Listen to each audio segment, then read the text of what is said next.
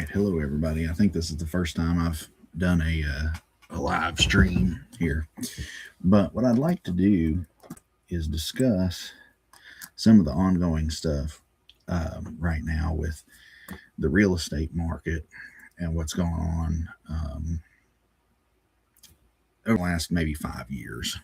Um, so, as you may or may not know, I got a job um, in 2021 where my primary deal was as a W-2 employee was to manage some real estate and develop some real estate. And so we built huge buildings and build to rent type scenarios, right? And the person I was working for, he was he kind of followed these gurus that were going on. And remember, 2021, 2022 was saturated with gurus in the market and so forth. And I had been doing real estate stuff for myself before this, um, in an unofficial capacity, just for myself. And so this is my first real estate job that I had gotten. And it was alarming just at the things that this fella didn't know. I mean, he was a well-educated person, a doctor, not an actual like a work on you doctor, but he had a doctorate degree, right? And he was falling for these gurus and stuff. We one time sat down at Hardee's and had breakfast, and I pretty much told him, I said, you really don't want a big leveraged portfolio. And he was talking about doing some personal investments, not just what he had hired me to do for the institution we were working for, where he was the head of that institution. And so he had told me, he said, yeah, I really want to get into, I want to rent out or buy this condo and it was a really busy area.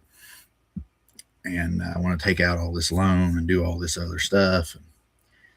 He thought that the tax advantages of it was going to, just make him all this extra money. Didn't have a bunch of money for it. Not really. And he fell for all this stuff. And he had been so brainwashed by these people online, like me right now, but not, I'm giving you the real message. But the stuff he was told was basically, you can't lose in real estate. You make all this money, you do all this stuff. Well, he ended up buying that condo. And I kind of tried to tell him not to. I tried to tell him, put your feet in the water, slow, whatever. And we live in a real rural area. Well, I do. And he had moved there for work, and now he's moved away again to a more metropolitan area and moved from a metropolitan area to us. And so he didn't really understand what I was trying to tell him. But around here at the time, you could buy a move-in ready property. Well, not 2021, 2022, but say 2020. I bought a move-in ready property with, with some main road frontage, $35,000 move-in ready in August of 2020. And I had a tenant in there, boom, the next month. And at the time, the rents were lower, so I was making $650 a month on that rental. And so $650 a month, $35,000 for the property. Interest rates was 3.5%. So interest rates were way lower then. I think my payment on that property was $202, and I was making $650 a month. And I had zero down payment, very little down payment on it. So, it was one of those things. I initially thought I might live in the place and then remodel my house, but it ended up not working out. So I rented it out, and everything went pretty good. But anyway, it was come with like an acre and 3/4. And it was right on a main highway. Like that could have been a commercial property if you wanted it to be. But anyway, that was 2020, right? That was real estate in 2020.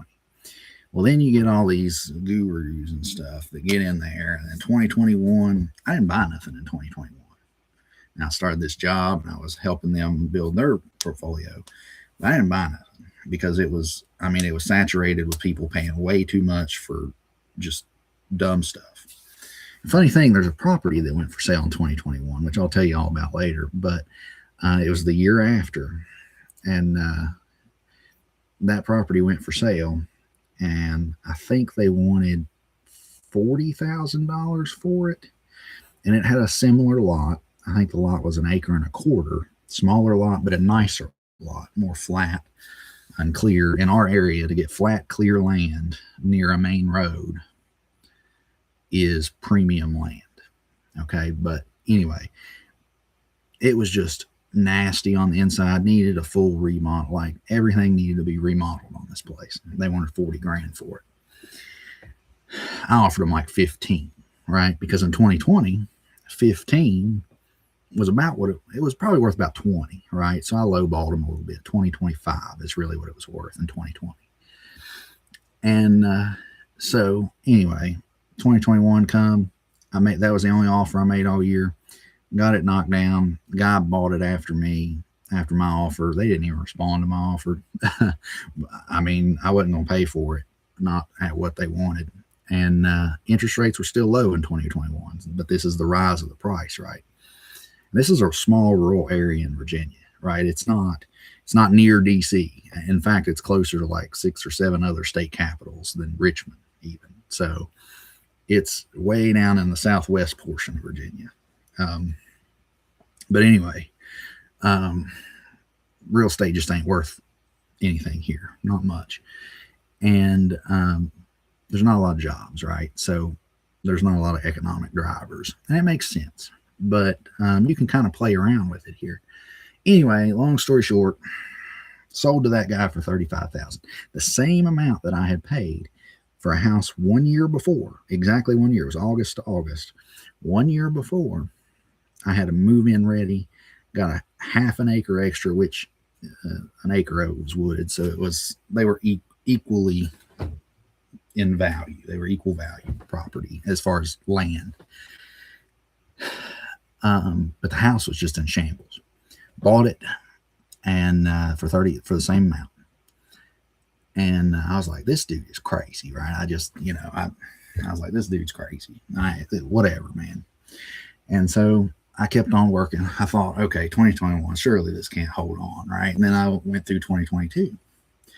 Well, I bought a farm in 2022, a small farm, but it was off of somebody who I knew, and I was able to do some seller financing, working it out with them, and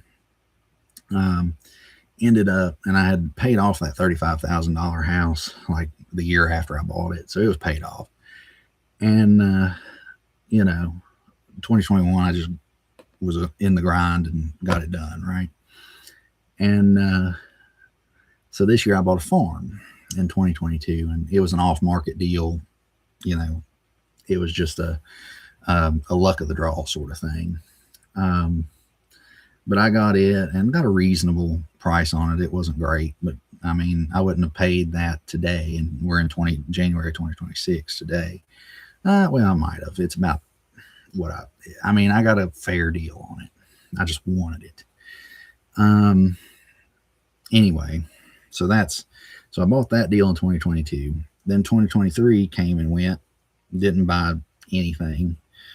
And then 2024 came around, and I went to a real estate auction and bought something for like $1,000. It was a little lot that was a tax auction, and ended up buying part of the guy's house because it was 2 lots side by side, and the house sat in the middle. And somehow, when the property was sold from one real estate LLC to another, only 1 lot conveyed. And so when the tax sale came about and I bought it, I told him, I said, hey, look, I bought, part of your house. I didn't even look at it before I went to the tax sale. I'm like, but it's $100. I can't lose. So I just threw my hand up, $100. Nobody else bid against me, and I got it. And ended up getting that half of that house. And then I contacted the owner, and he said, well, I'm trying to get out of real estate.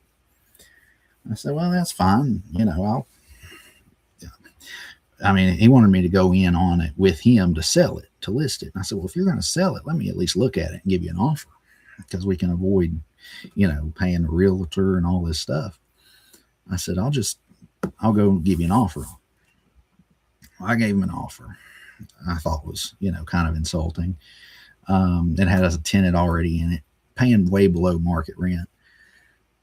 And I said, yeah, I can only make the numbers work at this.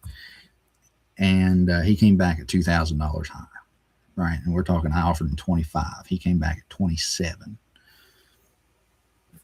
I said, well, it's sold, buddy. I'll pay 27. I paid 27. I put a couple of extra grand into it for closing and all that. So I was all in under 30. And it came with a tenant in it, you know, and I just let the tenant continue to pay the under market rent because, you know, I kind of like the guy and it wasn't hurting me anyway. So I was like, well, I'm going to, you know, I have a heart and it's hard for me to, and he's a steady tenant and he's been there since 2018 and we're in 2024 now. But anyway, got this guy in there and he's still in it to this day, but I got that property now. It needs a roof and I'm still gonna have to put a roof on it this year coming up, probably this spring. But got that property for a screaming deal in 2024 and that was in November of 2024. So you can see it, I went a long time without buying anything. And so we're talking from 2020 to 2024 I've made 2 deals since my good deal in 2020. I made a farm deal, which was off market. I made another deal that was off market that just resulted in a weird scenario, right? Where I just bought a lot for $100. Now, I had bought some other little lots and stuff in here for $5,000 or whatever, dumb little stuff that doesn't rent. But I'm talking my major deals, right? And so I made that deal. So I made 2 off-market deals from August of 2020 until today. And so January 2026, earlier this month, I put in an offer. The guy who bought that house in 2021 for $35,000 that I told you I wouldn't buy, I made an offer of $15,000 on it. He made an offer of 35, got it. So he put it back on the market at 60. And so I went in and I made him an offer. I think it was 37.50, I think is what I offered him for. He come back at 55. I went back at him at 50. He came back to 53.5, I think, or 53.9. And I went back at 51. I said, this is my best and final. Well, he took it. So I'm under contract right now for a property at 51. And it's the same property I wanted back in the day and wouldn't pay more than $15.20 for it. And my top dollar was 50, but I went one above it. And I said, you know what? I'm just going to give him, because he continued to talk to me, and I'm just going to give him this good faith offer of an extra $1,000 because it's worth it to me for the intrinsic value of making this deal. Well, he put new windows in it, and this property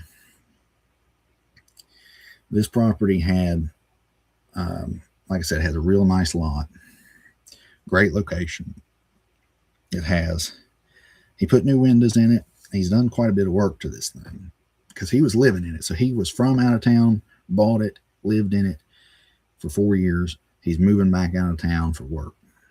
From what I can tell, he's an amateur at doing stuff, and you can tell he is, but he tried, and he looks like he did the best he could do with work, and I think he did pretty good work on a lot of it. His drywall skills weren't there, but there's some other things. You know, he's updated the electrical in both and it has a trailer on it as well. So he's updated both electrical boxes, updated all the windows in both properties. And he's done some cosmetic work and added some other stuff, you know.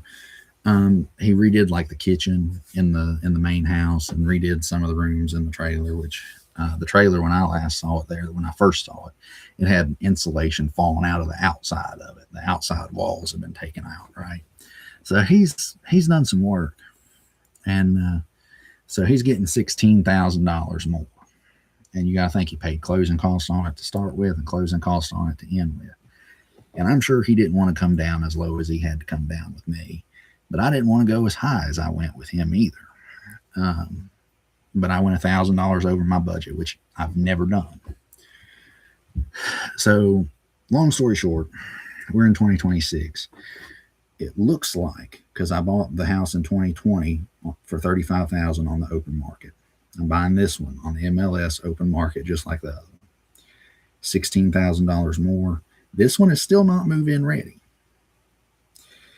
To get it move-in ready, we'll throw an extra $4,000 in it, I'd say. And that's with me doing the work as a licensed contractor. Equal properties. Let's just say 20 grand more in 2026 than 2020. Also, interest rates are higher. I was at 3.5% on that loan. I'm going to be at 6.75% on this loan. So we're 3.25%. I mean, almost double interest rates, right? And my credit's better now than it was then, and it wasn't bad either time. But point in case, same type, apples to apples. You're 20 grand more today with higher interest since 2020. I don't think it's going to go down much more. It could go down more. 2026, it might continue to take a nosedive for a little while. And we're talking a small rural area, even it's gone up that much. But the numbers work. The numbers still work. Now, the rent that I was making on that $35,000 house was $650 back in 2020. That's now $775. Okay, so that's how much rent has gone up as well. So rent on this place is going to be about the same. And then you have an additional, maybe trailer in there as well, which, once remodeled, maybe $500. So the rents have gone up as well. So the numbers work out close to the same. So we're seeing a leveling off of the real estate market in this small community in Southwest Virginia. But the reason I say all this is you get on these gurus online and they tell you this nonsense and it doesn't work. And let me tell you the way real estate works. You need to have as much equity as you can and not spread out to a bunch of properties. You don't need 50% equity in all your properties. You need to have paid off properties, because once they're paid off, you don't have that obligation to the bank anymore. And then when somebody stiffs you on rent, you're not worried about making that payment. You pay the taxes and the insurance. And if it's paid off and they raise your insurance, guess what you can do? Cut the insurance for a little bit, shop around, go somewhere else. You don't have to carry insurance if it's paid off. Only thing you have to do is pay taxes. So, and then even then it takes 3 years for them to foreclose on a tax delinquent deed. So you're going to be fine. I would say it is of vital importance to think for yourself in this stuff and to not get into a bunch of debt, buy a bunch of properties. And I'm speaking from experience. I buy them slow. Like, I'm not going out there worried about a deal. I would have walked at 51 had he said no deal at 51. I would have walked. Now, I really like that property, but I still would have walked. You've got to be able to set your limit and be strict to it. And I'm saying that even though I went $1,000 over, but in the grand scheme of things, $1,000 is not that big of a deal to make a deal work that you really, really want. So that's like me just knowing that I'm throwing that down the toilet. I'm burning it. That $1,000 is just getting burnt. And I know it. Would I make it back if I stayed in the game for 10 years on that property? Yes, absolutely. Probably 2 or 3. But it's a long-term game, and you need to stay in real estate long-term. It's not a get-rich-quick scheme. And you see all these flippers, especially around here, and you're like, what are you doing? You're flipping real estate. But around here, there's no high income, very little high income here. Most people who have jobs work at like the McDonald's. You can't. you can't buy. There's a flipper I know that lives right down the road from me, and he bought a house for $26,000, big giant house, right on the main road again. Bought it, nice lot, everything, perfect location, 26,000, which was a screaming deal. Bought it, remodeled it, and it sat on the market for 2 years, I want to say, but he was asking $370,000 for this thing. And I think he had hired a contractor that he knew, and they did some stuff, and he did a premium upgrade on it. They finally sold it for, I think, $250, something like that. But the age of the flipper has passed. If you're a flipper in real estate today, you're about to get your butt handed to you, especially if you bought in 2022, 2023. That's when the interest rates went up. Everything kind of, and it started leveling off in 2024, going back down 2025. But if you've got flippers who have purchased property at that point,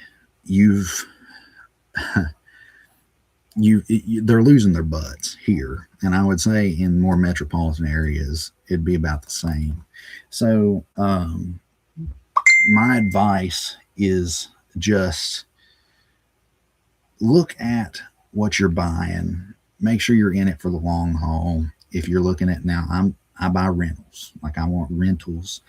I want long-term property ownership. I don't ever want to sell them. I don't even want to sell them after I can't depreciate them anymore. I want to keep them. I buy properties that I want. And I think that's the thing that we need to think about. So, like, what is his name? Warren Buffett. He bought Dairy Queen because he liked Dairy Queen. And that's what he said. He wanted a piece of the action owning Dairy Queen because he liked their product. I buy houses because I like the house. Now, the one in 2024 I bought, I didn't really like the house. I bought it. It's my least favorite rental. I might sell it someday.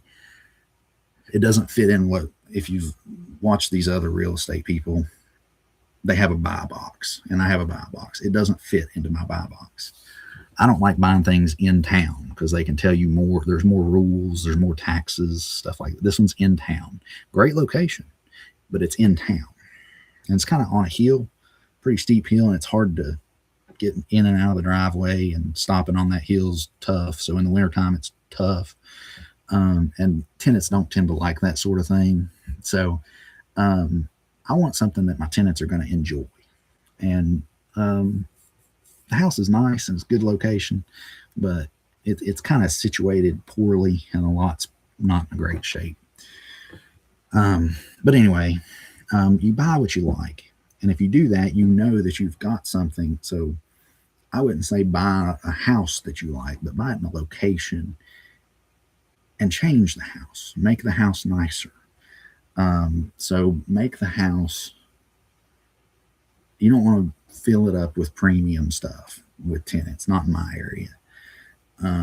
You want to make it nice, though, and you want them to enjoy living there. And so don't build it for yourself necessarily, but build it for a standard living scenario, like that you could imagine, and that you could have imagined yourself living in when you were 20, right? 18, 19, 20. Like, would you have rented this when you were 20 years old? And if the answer is yes, and don't think about the price. Would I have rented at that price at 20? No. Would I have rented the property at 20 if it were in my price range? You just forget the price, because I think back to when I was 20, and I'm like, there ain't no way I would have paid that for any of these things. Okay, but think about, would you live in the property when you were a young buck or buckess? What would you have done? So that's my stance on real estate. I would go get my contractor's license. I've got mine. It's great to have, because in the draconian state of Virginia, as it is currently, you need to have your contractor's license to work on your own rental properties. You can work on your own house, the one you live in, without it, but you need a contractor's license to work on your properties. So, who's that? Let's see. Oh, Chuck sending me messages. I'll have to look at them here in a minute. But anyway, um, I think I think it's important to offer a good product and to think about what you're doing and to think about your real estate long term. So I hope you all have gained something from this. I hope it's worth it to you. I'm going to try to upload this video online somehow. It's my first live. I don't know what to do with it. But stick with me. Leave me a comment. Tell somebody to subscribe to me. I plan on doing a little bit more of this stuff because so many of these flippers and stuff have just left, and it's great. I like talking about this type of stuff and like being able to express some of these things and maybe help some people out. Stay in it for the long haul. Pay your stuff off. Pay it off as much as you can. If you can't pay for it by yourself without any tenants, don't take out the loan. That's my advice. So if you have a job, you're working that job, if you can afford that loan without any tenants and not crunching yourself in your job, that's probably a good loan to take if the property's worth it. That's the thing, is you have to think, what if my tenants all screw me over? Am I going to be able to pay the bill? And if the answer is yes, then you're probably pretty secure doing that. And I'm kind of a Dave Ramsey guy, right? I don't believe in debt, don't like debt. But I still take it out sometimes on these rentals, and I'll pay them off as soon as I can. And so, like you say, the one I bought in 2020 was paid off the next year. This one I bought in 2024, it would have been paid off, but I'm thinking about rolling it. I can pay it off tomorrow, or I can roll it into the loan on this current house and not have a down payment. Then I can pay the blue house off pretty quickly. So I don't know. I can, get it released from the loan or whatever. Still pay it off real quick. Whatever. But I can afford the payment of what it's going to be just by my job and just by doing what I do. So get your credential. I would not get a real estate license, like to sell real estate, because if you're an investor, you don't care about that. Not really. You could get your 3% commission whenever you do a deal.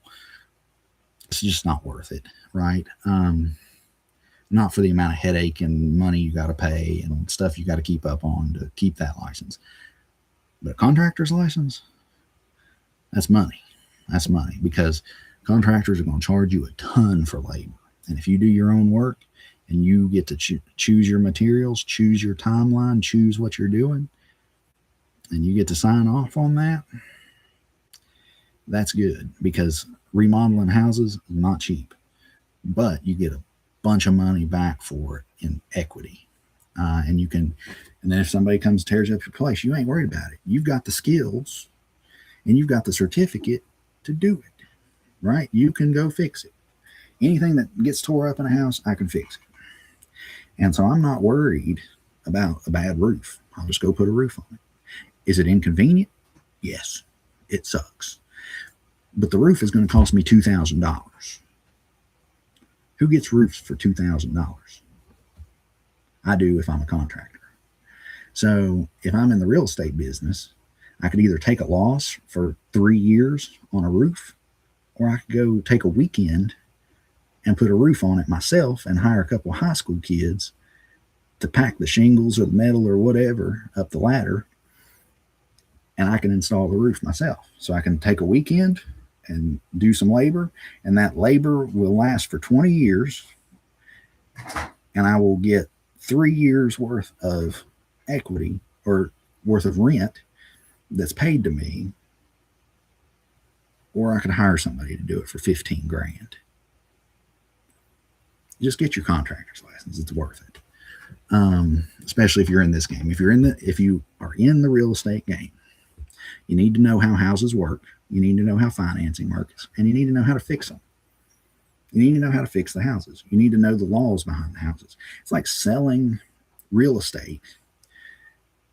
A lot of these salesmen don't know nothing. It's kind of like selling trucks too. So if you sell used vehicles or new vehicles and you don't know anything about a vehicle, you've got no business doing that, buying vehicles and trying to fix them and sell. Like, for a mechanic to be a salesman is good if he's doing used vehicles, because he knows what's wrong with them. He knows how to fix them. He could go to auction, buy a vehicle, fix up some of the stuff, sell it, and make a huge profit. Same thing in real estate, but that's flipping in real estate. I wouldn't advise that. Sell, fix it up, rent it.